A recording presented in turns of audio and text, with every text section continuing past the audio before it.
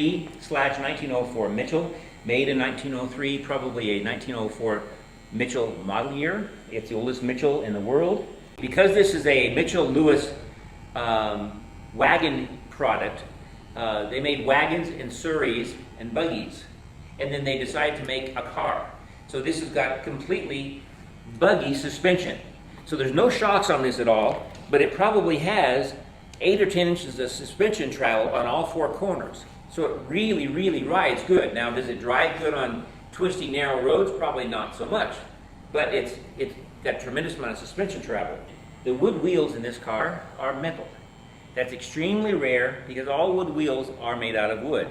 But these are hand-formed out of nickel vanadium sheet metal, and they're totally square and totally round. I mean, they are very true. The engine is a 2-cylinder upright motor with a camshaft. So those are cam-operated valves, which is uncommon for 1903 because a lot of the valves for 1903 were poppet valves. So the suction from the intake, the suction from the piston would make the valves open and close, not a cam. So it was cam-driven, which is pretty amazing. It's a vertical upright in the front. Most of the engines in 1903 were single cylinders and they were mounted underneath the car. This one is mounted in front. It's also air-cooled, which is pretty unusual for back then. But the neatest thing about it is it's got a Roots blower, one of their first Roots blowers in the world. The blower is a Keystone blower. It's patented 1882. And what that blower was for a blacksmith to make his coal hot so he could pound raw metal. And Roots made the plenum that pushes the air onto the cylinders, that's the Roots blower. Now, Roots blower today would usually refer to a supercharger, which would blow the air into the intake manifold. This one used it to cool the engine. It's crank start. It fires on the top of 2 cylinders, both reach the top at the same time. One fires and one doesn't. So it sounds very smooth, but it doesn't run very smooth because of that design. That's unusual for the design. It's got the timing control is in the front, and that's a timer, original timer.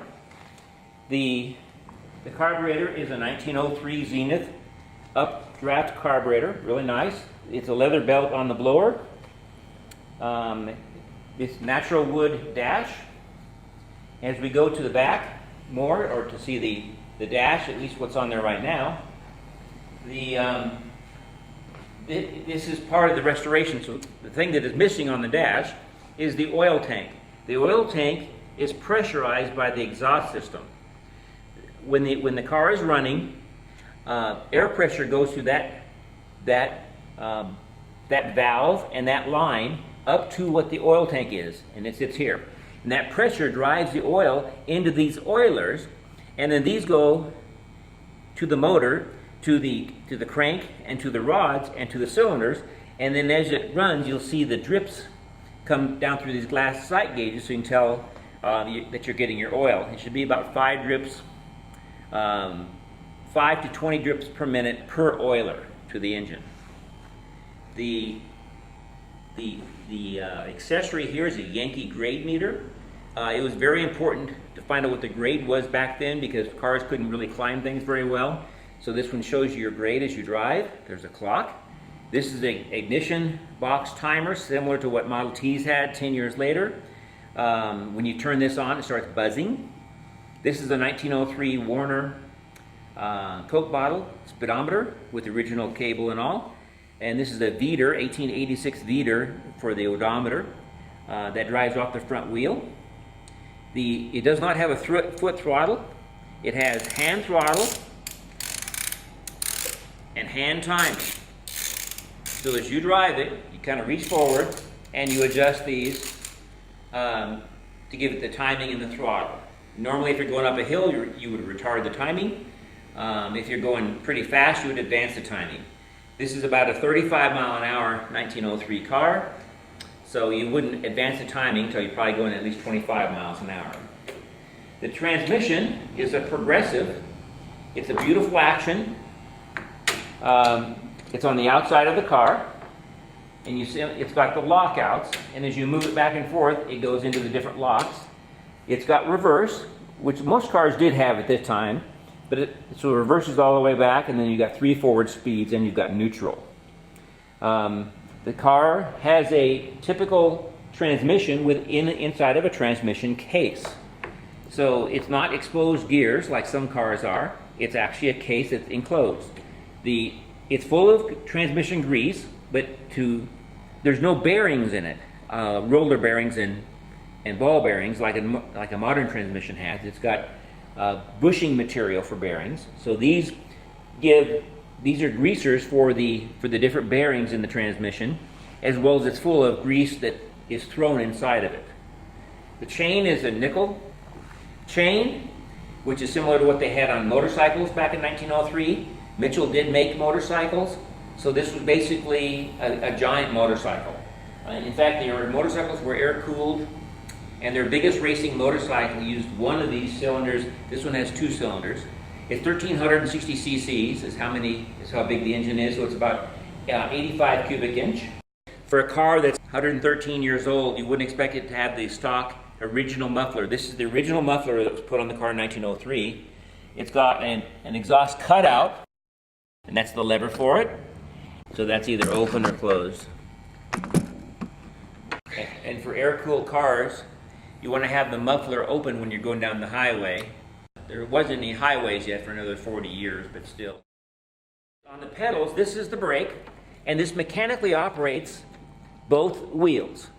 And then if you push all the way down, you can hold this brass lever in, and then that locks it. That's your emergency brake. And to release it, you kick up on it and it releases. The brakes had original leather lining from 1903. I read a Hints book from 1904, and it said if your car has the leather lining, replace it with asbestos lining.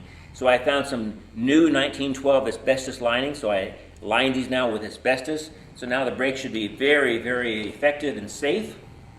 And as you push on the pedal, it squeezes down on those bands to stop the car. And I hope it's effective enough. The clutch is conventional. It's a cone clutch, well, sort of conventional. It's a leather-faced cone clutch. So as you actuate it, it completely disconnects from the motor.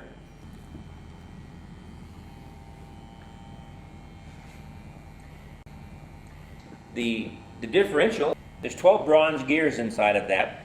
And those bronze gears are used as a spider cluster. And the axle the entire thing is live. So the entire axle moves back and forth as you move it, as you drive. But there's an axle inside of an axle. So it's a pretty complex system. But you're able to turn corners with this and have differential speeds for both the right rear and the left rear tires, so you can go around corners without it locking up. Some of the cars were somewhat direct drive if they were chain drive on the earliest cars. The frame is basically angle iron, as they made lots of the early cars. This is the serial number of the car, and that serial number of the car is the same thing as the serial number on the transmission and the serial number on the motor. So it's number 120 for the motor, frame, and transmission. So that's nice to have a car that has always been together the whole time. This car, I've taken it apart basically down to nothing, and I found very, very, very few parts worn. I found a few parts broken, but almost nothing worn. So either it didn't have much use or it was extremely well designed. This is the original body. It's all wood. There was a few cancerous places that we had to fix, and we have. It's back to the original colors, which we'll show in a few minutes. The original color was white, was a cream white, and a burgundy. This is the maker's mark from Mitchell Wagon Company, and they called this car the Mitchell. So this is the Mitchell, and that's how cars did it in 1902, 1903, 1904, because cars at this time did not have radiators. You know, in 1905 and newer, they had radiators, and they put brass scripts on the front. But in this era, they didn't. So they usually put a maker's mark on. And then the maker's mark also on the back of the car is a piece of bronze, and then it says the Mitchell, and it's all out of bronze, a bronze casting. This basket is the original basket that it came with in 1903, and it's still in great shape. Virtually no repairs necessary for it, and it's substantially, it's a strong basket. It was made exactly for the car. That's neat to see that was still original that way. So of course we're going to use it. The car is probably 99% completely original, other than restored. Virtually nothing had to be made for it. It was in such good condition. The gas tank sits under here. That part hasn't been installed back yet, and then the oil tank is missing. But this is the basis for the body. On top of this goes two bucket seats, and then you have a hood in the front, and that's basically all that the body is. And this body weighs probably 15 or 20 pounds.